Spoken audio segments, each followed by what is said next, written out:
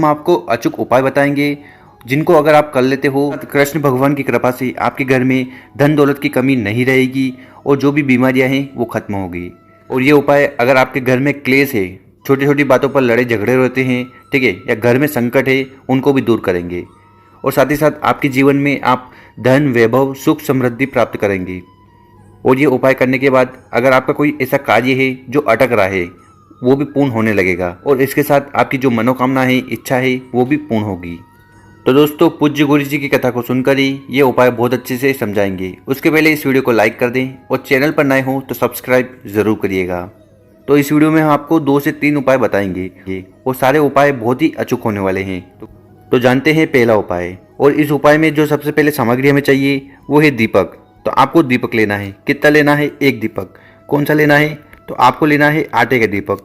तो आपको आटा लेना है और इस प्रकार से दीपक बना लेना है। और दीपक बनाते समय उस आटे में न तो आपको नमक डालना है न हल्दी डालना है, प्योर आटे का दीपक आप बना लीजिएगा।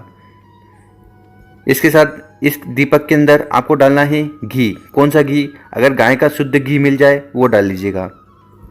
और ये जो बत्ती आप लो, ठीक है, ये जो लो बत्ती आप लो, ये गोल होनी चाहिए। तो गोल बत्ती आपको लेनी है इस उपाय के लिए। इसके बाद जो अगली सामग्री है वो है हल्दी।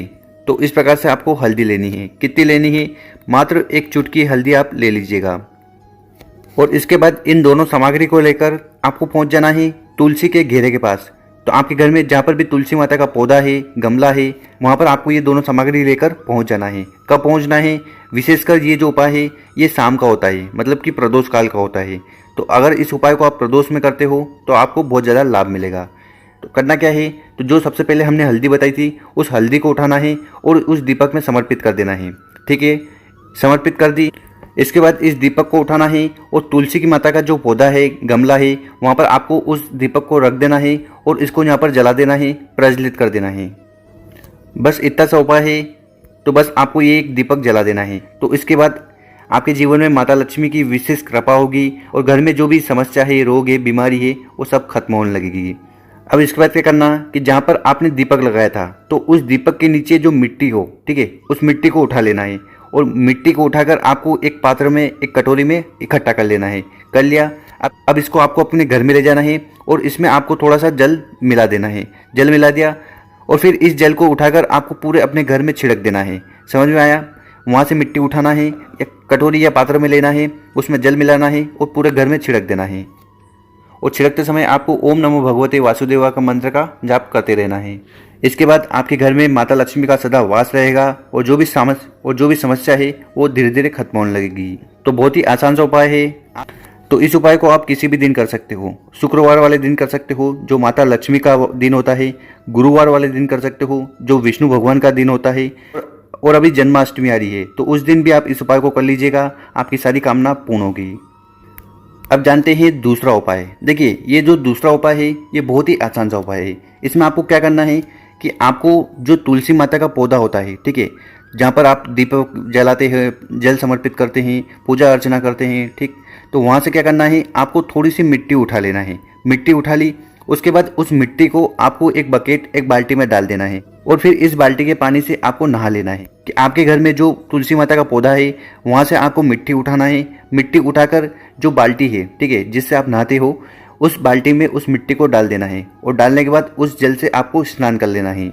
यहाँ पर आपका सवाल होगा कि कितनी मिट्टी डालनी है? 1 किलो, 10 किलो? नहीं भाई, आपको सिर्फ 1 चुटकी मिट्टी डालनी है। कितनी? मात्र 1 चुटकी। पता चला आप 2-3 किलो डाल दो, तो ऐसा आपको नहीं करना है। मात्र 1 चुटकी मिट्टी लेकर आप डाल दीजिएगा। अब इसका फ़ायदा क्या है? देखिए, अगर आप तुलसी की मिट्टी से स्नान करते हो तो ये बहुत ही शुभ माना गया है। इसके साथ इसके स्नान करने से आपके जीवन में जो भी दुर्भाग्य है वो दूर हो जाता है, आपकी सोई हुई किस्मत चमकती है और जीवन में जितने भी अंधकार हैं वो दूर होने लगते हैं। तो इतना महत्व है इस मिट्टी का। अब बात कर लेते हैं गुरुजी द्वारा बताया गया तीसरा उपाय। तो इस उपाय में जो सबसे पहले सामग्री हमें चाहिए वो है तुलसी का पत्ता। क्या लेना है आपको? तुलसी का पत्ता।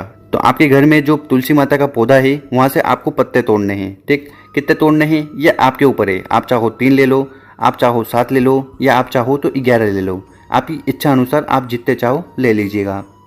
पत्ते ले लिए। इसके बाद क्या करिएगा इन पत्तों को आपको अच्छे से शुद्ध जल से धो लेना है। क्या करना है, शुद्ध जल लेना है और इन पत्तों को अच्छे से धो लेना है। धो लिया और इसके बाद जो अगली सामग्री है वो है पीला कपड़ा। तो आपको इस प्रकार से पीला कपड़ा ले लेना है। ठीक, पीला कपड़ा ले लिया। अब क्या करिएगा कि जो हमने आगे आपको तुलसी का पत्ता बताया था, तो वो तुलसी का पत्ता आपको उस पीले कपड़े पर रख देना है। तो यहाँ पर वो जो पत्ते हैं वो आपके अनुसार लिए हैं, 3 भी हो सकते हैं, 7 भी हो सकते हैं और 11 भी हो सकते हैं। जितने भी पत्ते आपने लिए हैं वो आपको इस पीले कपड़े पर रख देना है। और इसके साथ आपको रखना है एक सिक्का। ठीक है, तो अगर 1 रुपये का सिक्का हो तो वो इस पीले कपड़े के ऊपर तुलसी के पत्ते के पास रख देना। और इसके बाद आपको चाहिए एक सिक्का। तो इस प्रकार से आपको 1 रुपये का सिक्का ले लेना है और जहाँ पर आपने पीले कपड़े के ऊपर तुलसी के पत्ते रखे हैं वहीं पर इस 1 रुपये के सिक्के को रख देना।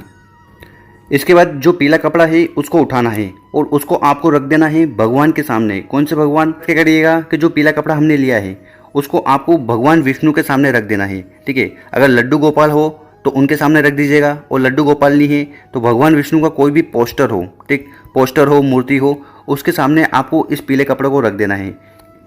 कब तक रखना है? देखिए, आपको जन्माष्टमी के 1 दिन पहले इस कपड़े को भगवान विष्णु के सामने रख देना है। ठीक है, और अगले दिन आपको इस पीले कपड़े को उठा लेना है।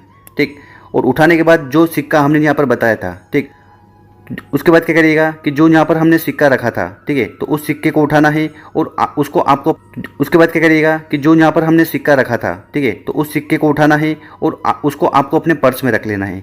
और इस पीले कपड़े पर एक और सामग्री है। सामग्री क्या है कि वो तुलसी के पत्ते हैं। ठीक है, तो वो तुलसी के पत्ते हैं, तो उन तुलसी के पत्तों को क्या करना है? देखिए, उनको आपको कहीं पे भी समर्पित नहीं करना है। क्या करिएगा कि इसकी एक पोटली बना लेना है। क्या करना है?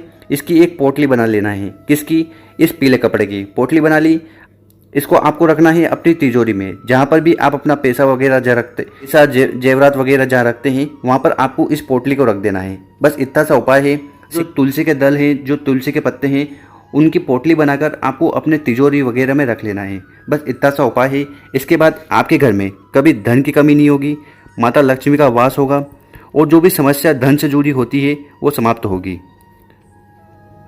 तो बहुत प्यारा सा उपाय है, कर देखिएगा, आपको जरूर लाभ मिलेगा। देखिए, इस उपाय को आप गुरुवार वाले दिन कर सकते हो, शुक्रवार वाले दिन कर सकते हो और अभी जन्माष्टमी आ रही है तो उस दिन भी आप इस उपाय को कर लीजिएगा। तो समय की कोई भी पाबंदी नहीं है। हाँ, पर आपको इस उपाय को करना है शाम के समय, क्योंकि शाम के समय में क्या होता है, माता लक्ष्मी का वास होता है। क्योंकि शाम के समय माता लक्ष्मी भ्रमण पे निकलती है, तो उस समय इस उपाय को कर लीजिएगा। आपकी सारी कामना, दुख, परेशानी दूर होंगी। अब जान लेते हैं गुरुजी द्वारा बताया गया अगला उपाय। देखिए, ये जो उपाय है ये विशेषकर धन प्राप्ति के लिए है, मनोकामना पूर्ति के लिए है। अगर आपके घर में बिल्कुल भी पैसा नहीं आता, पैसा टिकता ही नहीं है, कर्ज बहुत बड़ा हुआ है, मतलब कि पैसे से जुड़ी कैसी भी समस्या है, उसके लिए आपको ये अचूक उपाय जरूर करना चाहिए।